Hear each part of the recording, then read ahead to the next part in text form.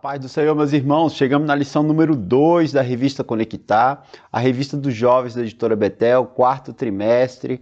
Estamos no início desse trimestre, tem muita coisa legal para a gente aprender, coisas que vão abençoar a nossa vida, trazer conhecimento da palavra de Deus, do povo de Deus e do próprio Deus. Amém?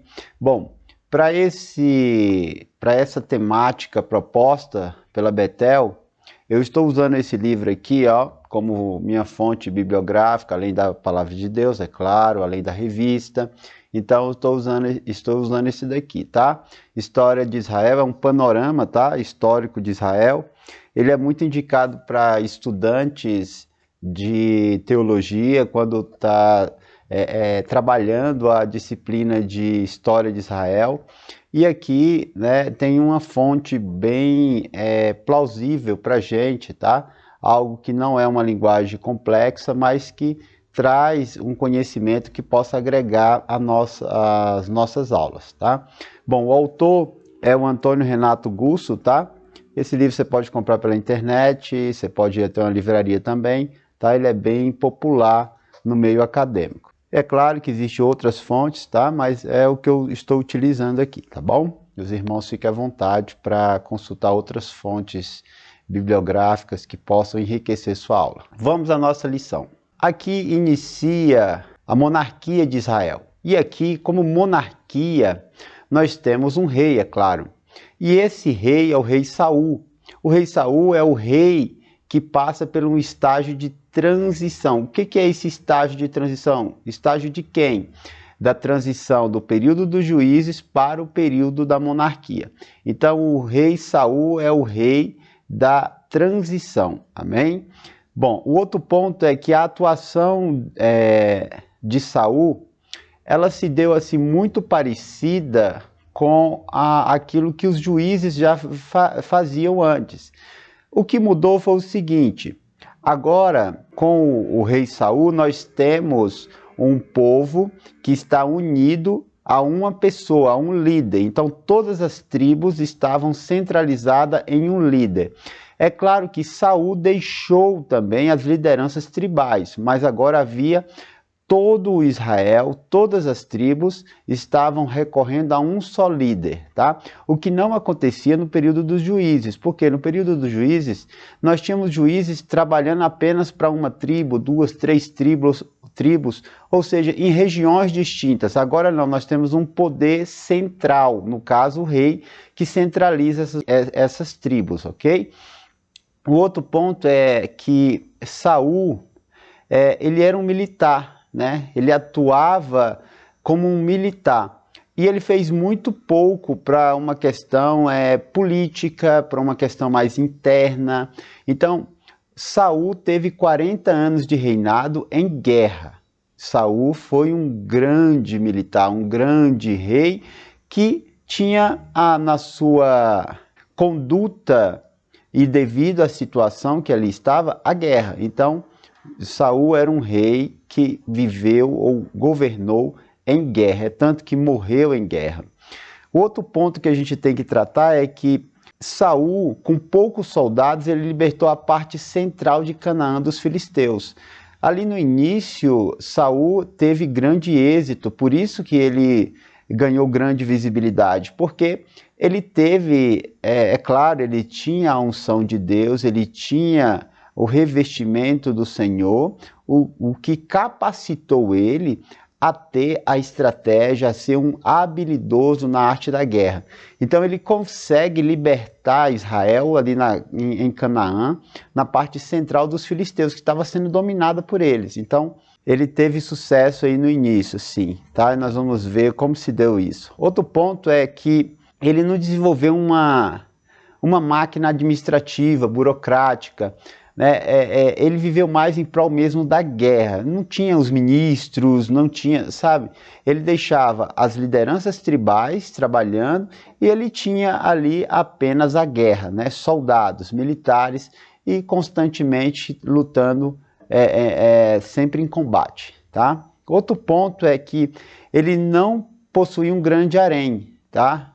Ele não tinha essa questão de ter um grande harém com muitas mulheres, muitas concubinas, até mesmo pela a sua forma ou a sua situação, né, dentro da sua função, que era a guerra, constante guerra. Então não tem muito tempo para isso, né? Mas essa é uma das características.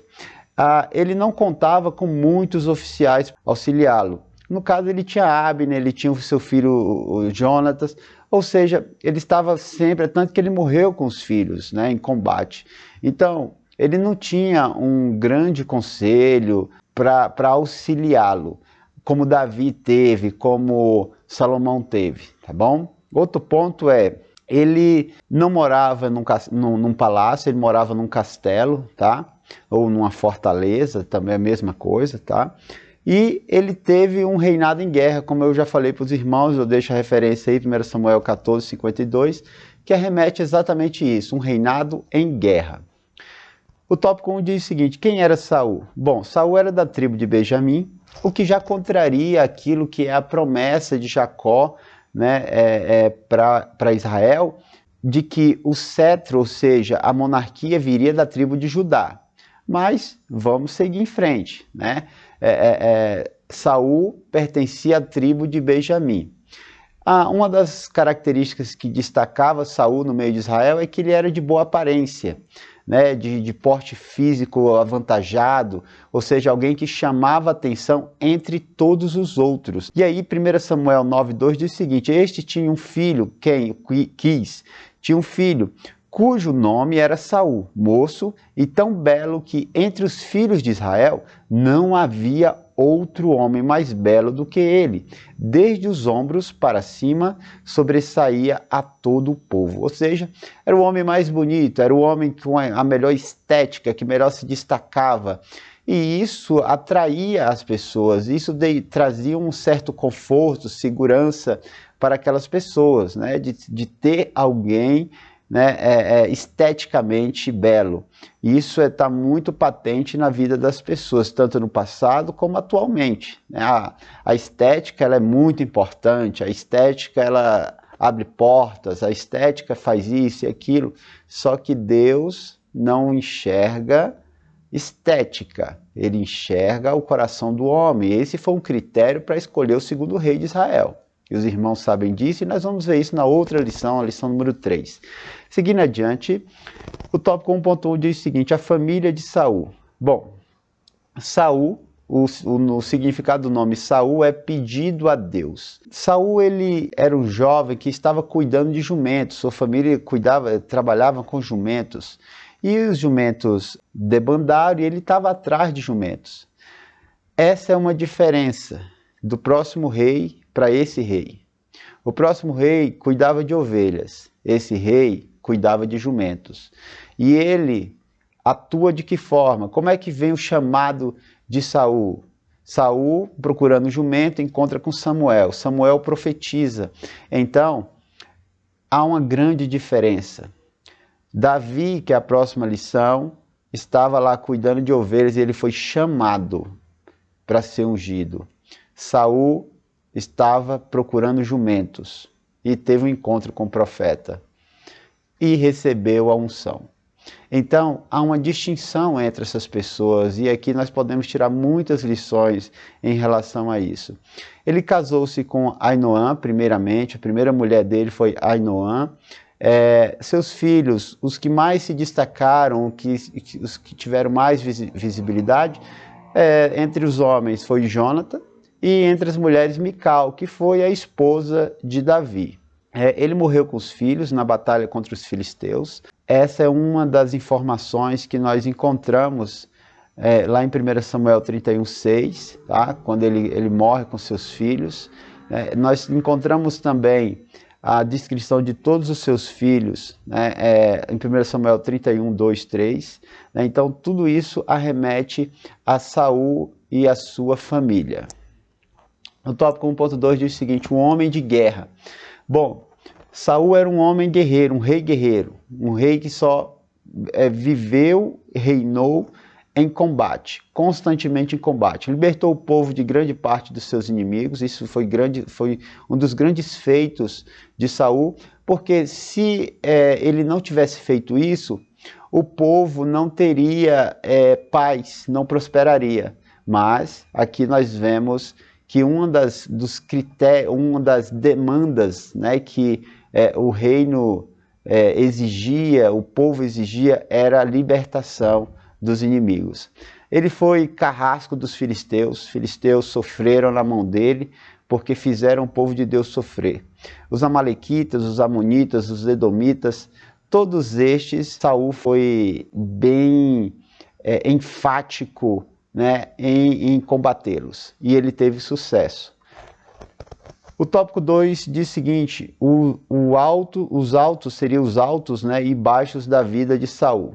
A trajetória do homem de Deus deve ser progressiva e nunca regressiva. Esse é um ponto importante, porque Saul, ele começou bem, ele começou em uma progressão, mas ao longo da sua vida, do seu ofício, ele regrediu espiritualmente, depois politicamente, militarmente e até mesmo perder a sua vida.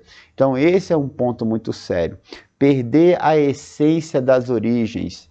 Aquele jovem que estava lá trabalhando para o seu pai, procurando jumentos, que teve encontro com o profeta, que recebeu o Espírito, a unção. Agora esse jovem, ele deixa de lado tudo isso, a sua origem, e agora ele passa a ter os seus baixos espirituais, porque resolveu deixar de lado a unção e trabalhar e atuar conforme seus próprios preceitos. Perder a dependência de Deus é muito sério, porque se nós estamos dentro de uma ordenança, dentro de uma missão, de uma tarefa que Deus outorgou a nós, então significa que não vamos trabalhar com a força do nosso braço ou do nosso intelecto. Significa que aquele que nos enviou, que atua no campo espiritual e no campo físico, ele exige, requer, e a sua ordenança também pede que nós sejamos totalmente dependentes desse Deus, porque senão fracassaremos. Então isso é muito sério. Achar que a unção pode ser substituída pelo talento. Alguns acham porque tem estudo, porque tem diplomas, porque tem isso, tem aquilo, até mesmo recursos, né, materiais, acham que porque tem isso, eles não precisam mais da unção de Deus. Eles não precisam mais de serem usados por Deus. Eles acham que pelo seu talento eles vão conseguir atuar. Não vão. Não vão. Podem fazer um monte de coisa, mas ser efetivamente eficientes dentro de um propósito, dentro de uma missão, dentro de um ofício dado por Deus, não terá sucesso senão com a unção de Deus. Essa é uma problemática dos nossos dias. As pessoas acham porque tem diplomas, porque isso, porque aquilo, acham que pronto, elas não precisam mais recorrer ao Senhor. E nós precisamos, somos dependentes. Sem Ele nada faremos. E a palavra de Deus diz isso. Sem Ele não faremos nada. Seguindo adiante, o tópico 2.1 diz o seguinte: o Espírito se apodera de Saul. Esse jovem que está procurando jumento, tem encontro com o profeta, esse homem que saiu para procurar jumento, teve a sua vida mudada. O homem que saiu de casa para buscar jumento, mas voltou com unção, voltou com a promessa, voltou ungido. Ou seja, esse homem vai ter sua vida mudada. Ele recebe a unção. Ao receber a unção, esse homem se destaca de uma forma carismática, porque ele também profetiza. Porque também as pessoas o veem e falam assim: ué, mas Saul está profetizando? Mas quem profetiza não são apenas os profetas? Esse rei, ele teve algo que os outros reis não tiveram, que foi o privilégio de profetizar, de sentir, sabe, de forma carismática. E hoje nós falamos isso dentro do pentecostalismo, né, de ter essa expressão, de se expressar de uma forma mais ampla. Esse rei teve esse privilégio, mas o privilégio que ele teve, ele não soube cuidar, zelar, para que pudesse continuar com esse privilégio. A unção de Deus apresenta resultados.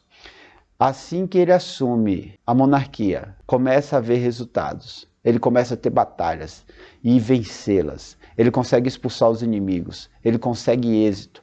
E isso alegra o povo. O povo vê que realmente aquele jovem que procurava jumento outrora, agora ele tinha a unção de Deus e Deus estava usando.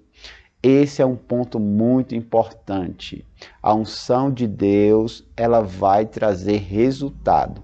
Se alguém está fazendo algo e não está vindo resultados, nós temos que atentar para isso. Se realmente estamos na direção de Deus, se há unção de Deus em nossa vida, isso é muito sério. O tópico 2.2 diz o seguinte: oferecendo sacrifícios. Quem é ungido precisa entender. E aqui é muito sério, porque as pessoas às vezes é ungida, recebe do Senhor algo e elas acham que agora elas podem fazer tudo. E não. Há uma organização no reino, uma hierarquia, há uma divisão de trabalhos. E aqui nós vamos ver isso. O objetivo da unção tem que ser respeitado. Por que que você foi ungido? Eu fui ungido para ser rei. Ok, Saul, você foi ungido para ser rei.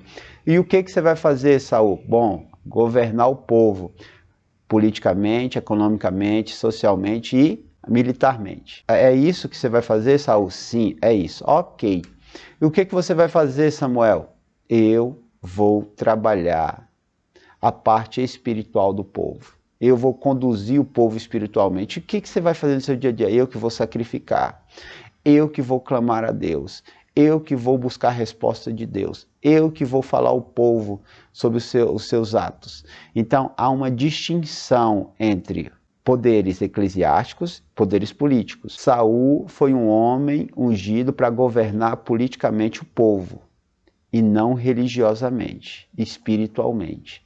Muito sério isso, ou seja, há fronteiras dentro dessas funções. Há fronteiras que devem ser respeitadas por todos.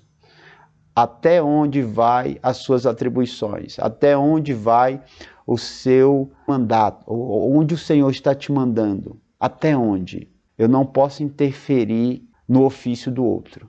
Isso é muito sério.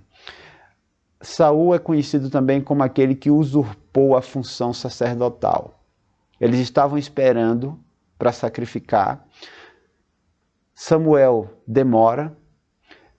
Saul olha o povo reclamando, o povo murmurando e alguns dispersando. Ele querendo agradar o povo, ele pega e assume a função sacerdotal e ele sacrifica.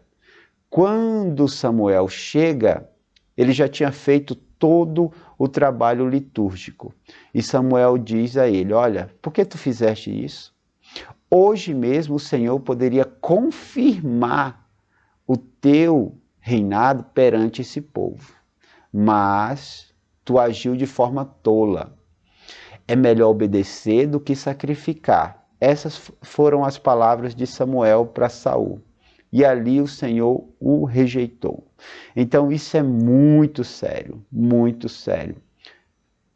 Fazemos e faremos aquilo a qual o Senhor mandou. E não vamos ultrapassar as fronteiras das funções, das atribuições. O tópico 3 diz o seguinte: um rei reprovado. A reprovação é uma consequência de um comportamento obstinado. E dentro da cultura judaica e dentro daquilo que o Senhor propõe na sua lei para os judeus, para o seu povo, algo muito sério acontece quando alguém tem um comportamento contrário à vontade de Deus. Quando alguém é obstinado, teimoso. É o herém. Herém é uma forma mais severa de exclusão da comunidade judaica. É o anátema para nós, os cristãos, né? Amaldiçoado. A partir desse momento, a partir do momento que Saul sacrifica, Saul desobedece ao Senhor com relação aos amalequitas, agora nós temos alguém que está em herém, ou seja, alguém que será banido. Banido de onde? Da presença do Senhor. O Senhor o abandona. É um comportamento fortemente prejudicial à comunidade, pelo qual o autor se recusa a corrigir. O que Saul vinha fazendo era uma sequência de erros e de desobediência, de rebeliões contra o nosso Deus. E isso o colocou em Herém. Agora ele estava amaldiçoado, excluído da presença de Deus. Isso é muito sério. O 3.1 diz o seguinte: o obedecer é melhor do que sacrificar. O caminho da desobediência. O caminho da desobediência, ele segue uma sequência. O primeiro ponto que Saul incorre é na questão de prevaricar. A prevaricação é faltar ao cumprimento do dever por interesse ou por má fé. Ou seja, eu tenho uma função, eu tenho atribuições, mas eu deixo de fazer. E o que Saul fez foi exatamente isso. Saul, ele começou a prevaricar diante de Deus, ou seja, ele recebia uma ordem do Senhor, mas ele preferia ir favorável ao povo, agradar o povo. Olha o que diz em 1 Samuel 15:3. A ordem do Senhor é: destrói totalmente tudo o que tiver. Ou seja, a questão lá dos amalequitas. Mas, observe 1 Samuel 15:15, que diz o seguinte, ó: e disse Saul: de Amaleque as trouxeram, porque o povo poupou a melhor das ovelhas. Quando ele é indagado por Samuel, Samuel fala assim: por que eu estou escutando tanta ovelha chegando, tanto mugido de boi? Por que eu estou escutando isso? Se você ler o capítulo 15 completo. Por que eu estou escutando isso? Aí Saul responde: porque o povo poupou o melhor das ovelhas, o melhor das vacas. Só que Samuel fala assim: mas o Senhor te deu uma ordem. O Senhor te constituiu rei sobre Israel para tu dar direção. Não é para tu ser dominado pelo povo. Não é para tu ser vassalo do povo. Tu prefere, Saul, agradar ao povo do que obedecer ao Senhor. Isso é muito sério. E o que ele fez foi exatamente isso. Ele prevaricou diante do Senhor. Deixou de fazer, de cumprir o seu dever em favor do povo, querendo ganhar a audiência do povo. O problema é quando as pessoas querem ser melhor do que Deus. Eles querem ser melhores do que o Senhor. Eles deixam de lado o dever, a obrigação, a ordenança, e passam agora a ter uma liderança vassala, de forma que você só quer agradar as pessoas para poder ganhar algum benefício, ganhar audiência, ganhar a simpatia. Isso é muito sério, e esse é um dos erros de Saul. Liderança vassala. Liderança vassala é uma liderança que prevarica, é uma liderança que não cumpre o mandato de Deus, porque o mandato de Deus muitas das vezes não é aquilo que o povo quer, favorável ao que o povo pensa. Às vezes a liderança ela vai contrariar os liderados, se estiver dentro da ordenança do Senhor. Mas quando o líder ele não quer contrariar o povo, então ele se torna uma liderança vassala. Aprovado pelo povo, mas rejeitado por Deus. Foi exatamente isso que aconteceu. O povo falou: olha que legal, olha os espólios, olha essas vacas, olha essas ovelhas, olha como tudo isso é muito maravilhoso. Agradou o povo, mas desagradou a Deus. Isso é muito sério. 3.2 diz o seguinte: a consulta à pitonisa de Endor.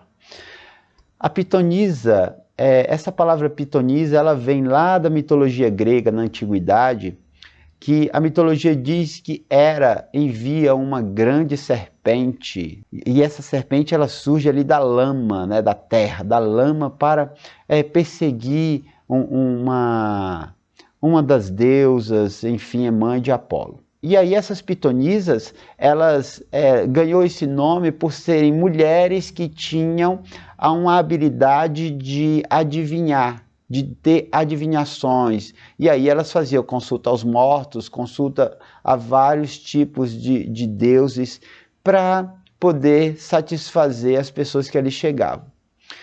E quando Saul assume o reinado, e juntamente com Samuel, ele expulsa essas pitonisas, ele expulsa as feiticeiras, os adivinhos, né, as necromantes, eles expulsam todos. E para onde que eles vão? Para Endor. Endor, e aí eu já digo para você, que é o nosso próximo tópico nessa lista, que Endor ficava no vale de Jezreel. O que acontece aqui? Saul desce para consultar a serpente.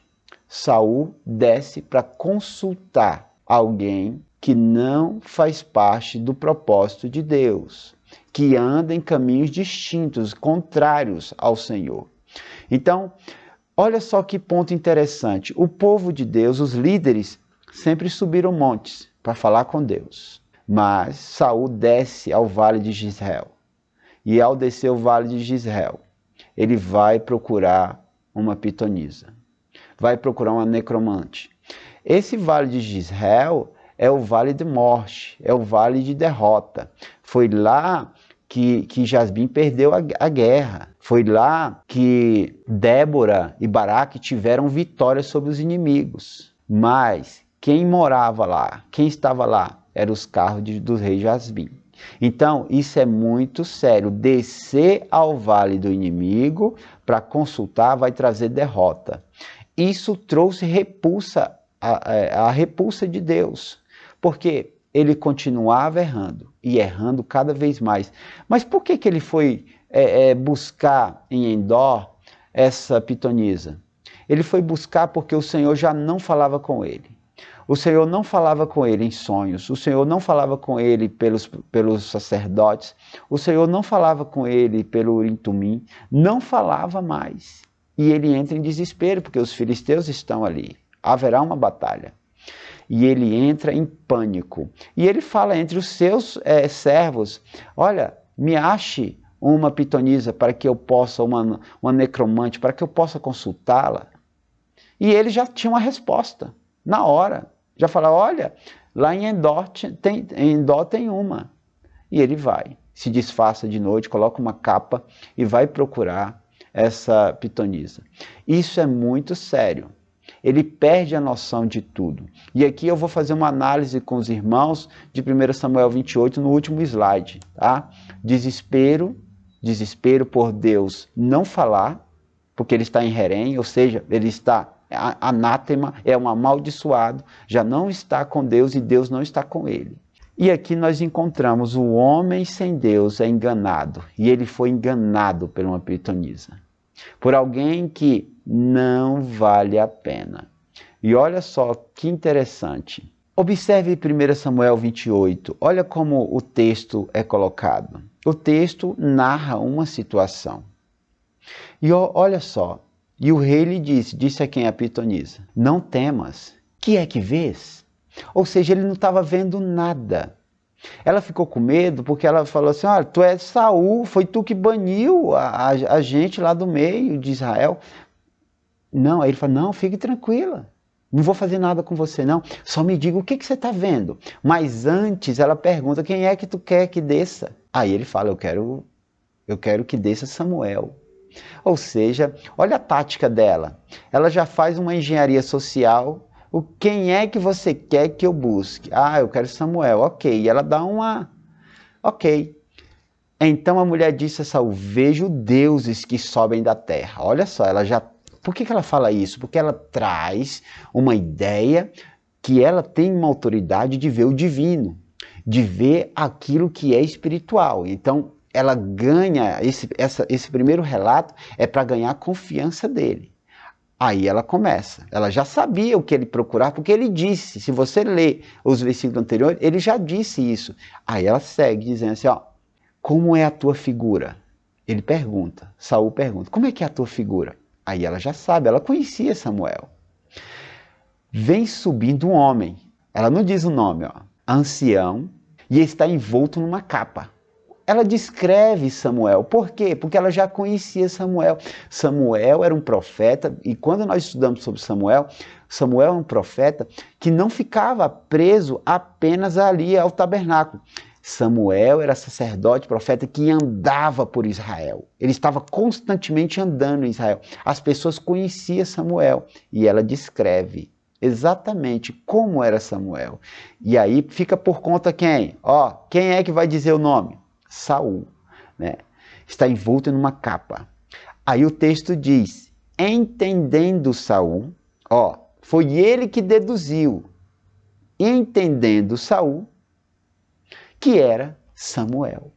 Ou seja, ele deduz, ela descreve as características de Samuel, porque ela conhecia Samuel, e quem é que dá a resposta? Entendendo Saul, que era Samuel. Inclinou-se com o rosto em terra e se prostrou. Entende isso? Um homem em desespero, enganado por uma serpente, muito sério. E aqui, meus irmãos, em Samuel, em 1 Samuel 28, nós temos o relato de alguém que estava com ele, de alguém que presenciou uma narrativa, alguém que está narrando o que aconteceu. E ele fez isso em secreto. Mas vamos lá. E aí, alguns textos dizem que o seguinte, que aqueles que estavam com eles eram supersticiosos, acreditavam realmente naquilo, e faz muito sentido, porque quem é que deu o endereço da pitonisa? Não foi exatamente os que estavam com Saul? Isso é importante. Agora observe 1 Crônicas 10, 13 e o 14, que lá reprova totalmente esse ato de Saul. E aí eu vou ler bem do meio, porque buscou a adivinhadora para consultar e não buscou o Senhor.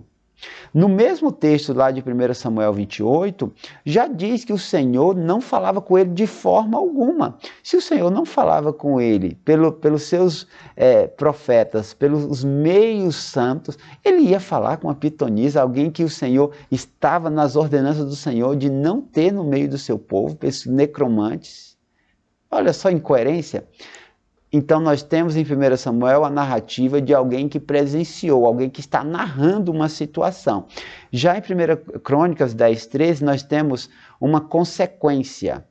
Assim morreu Saul por causa da transgressão que cometeu contra o Senhor. Por causa, de novo, por causa, primeira pela transgressão, por causa da palavra do Senhor, a qual não havia guardado, não guardou a palavra do Senhor. E também porque buscou a adivinhadora para consultar, e não buscou o Senhor, que por isso o matou, e transferiu o reino a Davi, filho de Jessé. 1 Crônicas 10, 13 e 14. Então, o Senhor não aprova o que ele fez, o Senhor não falou, não foi Samuel que apareceu ali, né? Foi simplesmente uma sessão espírita, necromante, a qual a mulher dizia as coisas e ele interpretava. O texto diz isso, e ele interpretava. Ele não viu ninguém, ele até pergunta, quem que tu vês? Ele falou, não fica com medo de mim não, me fala quem é que tu está vendo. Ele não viu e ele não ouviu.